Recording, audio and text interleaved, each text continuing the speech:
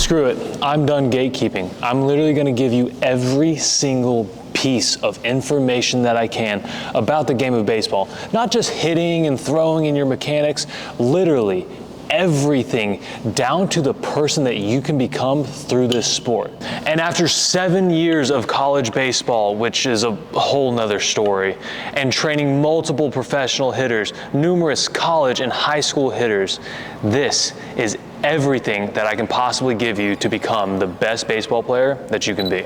What better way to start this off than talking about the most wonderful time of year, summer ball, which most of you are probably playing right now, working day in and day out, countless hours spent in the heat in front of scouts, thinking that it's going to help you get to the next level, when in reality you should be focusing on your development. And I know that probably makes a lot of people mad, and I get it. If you're spending thousands of dollars on travel ball teams, traveling across the country to all these big name tournaments, I would be pretty mad too. Now don't get me wrong, travel ball is important, but for the majority of people, you just need to get better and these scouts will find you. I promise you play enough games in the high school season to get recruited. But if you are sitting here, you've already signed up for a travel ball team, you're starting these tournaments, but you're also wondering, how in the world can I make the most out of this summer? How can I make sure I become the best possible baseball player I can be? Well, let's talk about it. If I was back in college or even high school for that matter, the number one mistake that I see everyone making is the exact same thing that I did, which is trying to be too perfect. I would spend hours on the tee, in front toss, even off of the machine, making sure every single movement was as perfect as it could be. And I'm not gonna lie, I had a really good swing. Like, it looked nice. The issue is that it was never on time, it was never used on good pitches, it was only used on bad pitches, and because of those three combinations, I didn't hit that well, which ultimately ended up me trying more, which made my swing worse, which made all three of those things worse, and you know the rest of the story. So when I say that you have to make sure that you are training the right way, it's not coming from this vast amount of knowledge that I spent studying in articles. I mean, don't get me wrong, I have done that, but this is coming from real experience. Like, if I had a time machine, I would do my entire career differently, and that's why I'm trying to tell you right now. If you were sitting here or standing off the tee, it is a great thing to have. However, it's not meant to perfect your swing. I would use it to warm up my swing. Maybe I can do some specific drills, whether it be split grip, trying to stay through my direction. Maybe I go into a short bat, just feeling the barrel work behind the ball. Or I could do a couple like open 45, close 45, the Kershaw. There's so many, and I've posted about all of them at this point. But what do you need? And that's what nobody really talks about. Because at the end of the day, if you're sitting here off the tee, what are you doing? Are you doing it to feel good? That works for some people. Are you doing it to work on a specific move? You can. But I'm serious, like, your mechanics don't matter as much if your timing is off and you're swinging to bad pitches. And I know what you're thinking, Matt, well, how do I work on that? Well, it's a good thing that we got a lot of video left.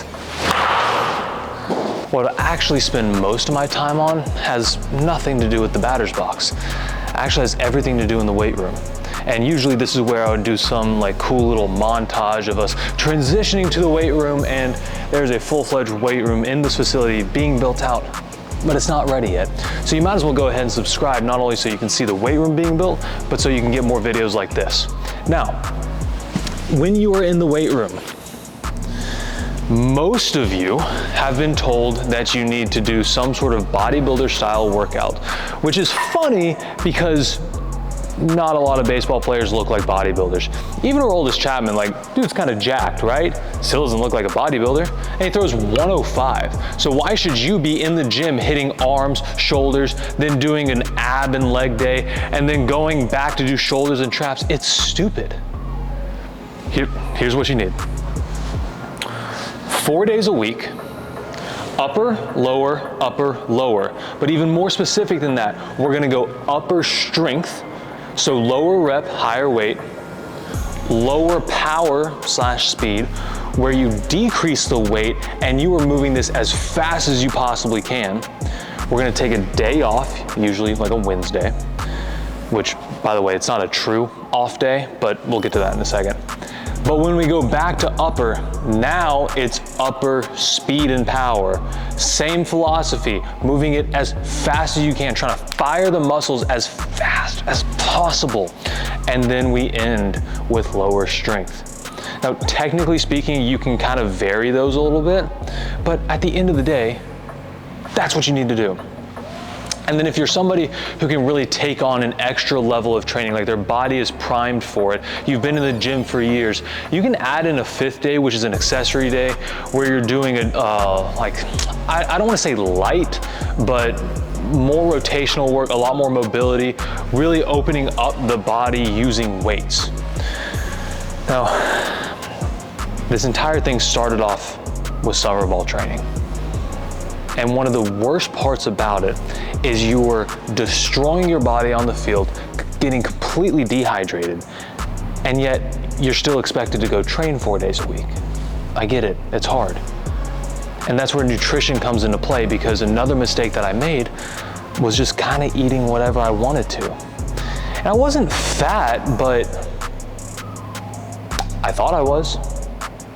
And looking back on it, I had a little bit of, extra chub right here, but because I wasn't lifting like I just told you should, and I wasn't eating enough protein and enough calories to actually grow, my arms were really skinny, my legs didn't have the power that they needed to, and I still had that chunky little extra right here. The worst combination for any baseball player, but yet, because my swing was so good, I got away with it. But if I were to do exactly what I've been telling you, I probably wouldn't be making this video. But it's not about me anymore. I'm looking into a camera trying to reach as many of you as I can so you don't make the same mistake that I did. I enjoy being back in a facility. I was literally telling my wife, who is holding my camera right now, that it's kind of cool being back. Like, completely empty. I'm not gonna do it for the video, but if I wanted to, I could hit with my shirt off. I could go lift and blast music. I mean, it is genuinely fun training. And that's exactly how it should be. You should have fun in here. Like, throw the machine up, work on curveballs, go angled in. Like, there's so many different things that you can do, guys. And I'm trying to get you to understand that if you are working on being perfect, you are working on failing. Please take your development seriously this summer.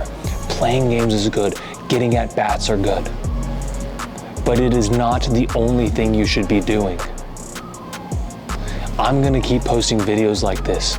I'm giving away everything that I possibly can, and I can't even begin to describe how many videos I think that might be. But if you are sitting here watching this video, you have a choice to make. And it's not to quit your summer team, but it's also not relying on the 10 people in the stands that are all parents to get you scouted. I don't care what college league you're in. I don't care what high school travel ball team you're on. It's not enough to just play. But remember, my name's Matt Ross. Stay obsessed. God loves you.